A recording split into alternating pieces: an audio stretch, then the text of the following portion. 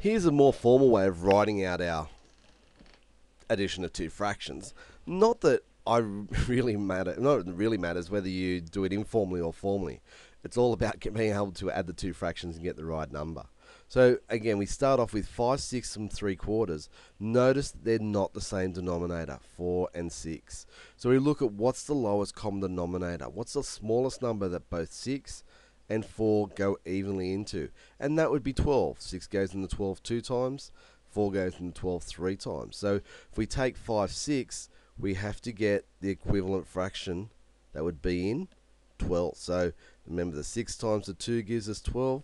So 5 would have to multiply by 2 to give us 10. And you can see where the 10, 12 come in there. So 3/4, again, in terms of 12s. So we multiply 4 by 3. So 3 has to be multiplied by 3 to give us 9/12. So 3/4, 9/12, exactly the same.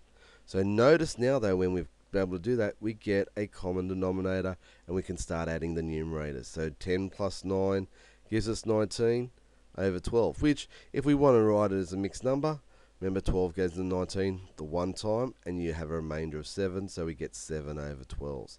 So if it says if appropriate, we can write it as a mixed number. If it's not told to, we could leave it as an improper fraction. Really doesn't matter. They're both exactly the same. So it just depends what the problem's asking us to solve.